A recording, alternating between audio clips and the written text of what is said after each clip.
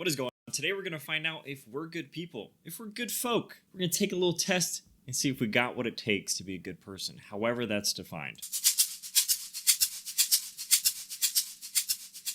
There is really only one question you ever need to direct at someone to work out whether or not they are a good person. What do we think it is? Do you even vape? And that is, with deliberate simplicity, do you think you are a good person? Oh. And to this, there is only one acceptable answer.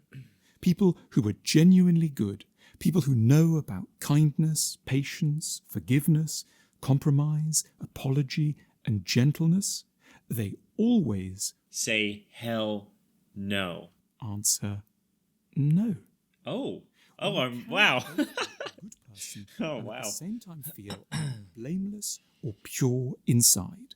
Goodness is, one might say, the unique consequence of a keen, ongoing awareness of one's capacity to be bad. That is, to be thoughtless, cruel, self-righteous, Reckless? and deaf to the legitimate needs of others. Only on the basis of a perpetual, vigilant impression that one hasn't got the right to judge oneself above suspicion does one come anywhere near the ethical high standard that merits the title of good. A word. Essentially, if you think you're a good person, you have to tell other people you don't think you're a good person in order to remain a good person. See, that's that big brain move. Good people have that big brain mindset. One can still never use of oneself. The price of being genuinely good has to be a constant suspicion that one might be a monster. We have to live our lives subconsciously believing that we're monsters to be good? No, I refuse. Unless you mean like I'm a monster, I'm a powerful being. If you mean something like that. But if you mean like malicious monster, little sneaky guy monster, I'm not with you. I'm not with you yet, School of Life. Combined with a fundamental hesitation about labelling anyone else monstrous. A guilty conscience is the bedrock of virtue. Wow. Correspondingly, only properly. Do you guys think that feeling guilt and conviction are the same thing? Or do you think there can be good guilt and bad guilt, and good conviction and bad conviction? Bad people don't lie awake at night worrying about their characters. It's generally never occurred to the most difficult or dangerous people on the planet that they might be lacking. That's probably Their true. sickness is to locate evil always firmly outside of themselves. It's by definition invariably the others who are to blame, the others who are cruel, sinful, lacking in judgment and mistaken. And their job is to take these impure people down and correct their evils in the fire of their own righteousness. I'm on board with that. That's probably true. I bet evil people don't lie awake at night thinking, oh man, I wish I was a better person. I think most of the time they think that they are doing good. Essentially what he's being said here, like, you know, the world needs to be better and this is how I'm going to do it, by eliminating these other people that are not as good. I mean, there's plenty of examples of true evil that have done just that. It is a grim paradox that the worst deeds that humans have ever been guilty of have been carried out by people with an easy conscience. People who felt they were definitely on the side of angels.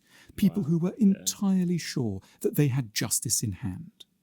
What unites the people who report their neighbours to the secret police, the crowds who burn their victims at stakes while dancing around their agonized bodies, the government officials who set up purification camps, and the nations that wipe out their enemies with special barbarism, what unites all these is a consistent and overwhelming sense that they are doing the right thing in the eyes of God or history or truth. Then we're going to have to define what is right.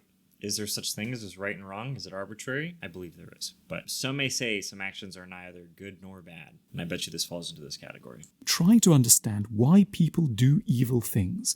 Never start from the position. I'm going to say one more thing. I think there's a necessity for a universal truth. There has to be a baseline and something that we can all look to and say that this is the universal truth on what is right and what is wrong. And without that universal truth, there's so many gray lines, so many gray things to where beliefs get involved. And if somebody believes something that is wrong is right, that's when conflict like this arises. I once talked to this guy and he was telling me that everybody knows right from wrong. And I said, that can't be true because some people believe that murder is okay. And he said, nobody believes that murder is okay. And I was like, then why are so many people doing it? You know, like, why are there people that think that it is okay and then they do it?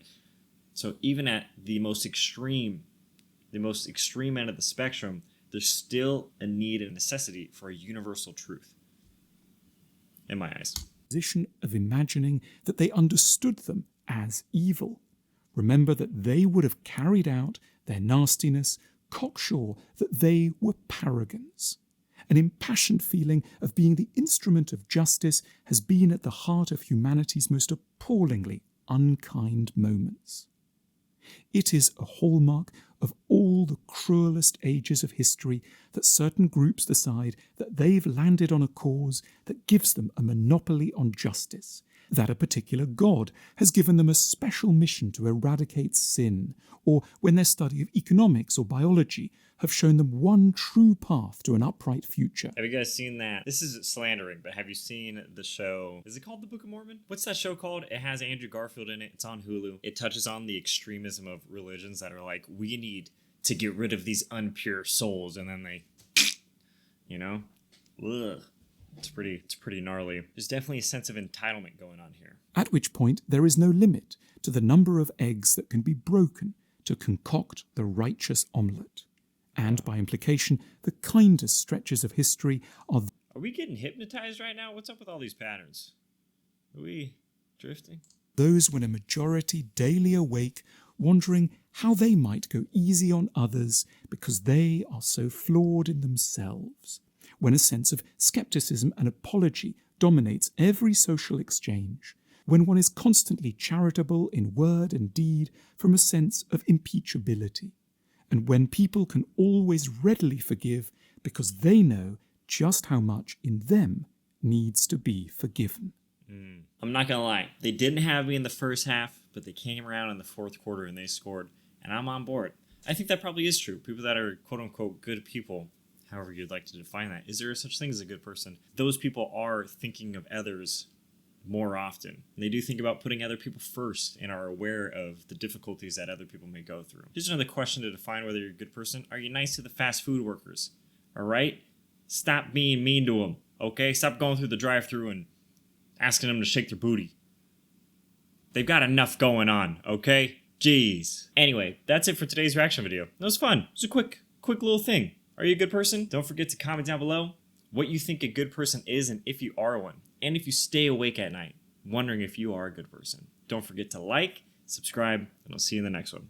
Thanks for stopping by. This was nice. All right. Okay. See you.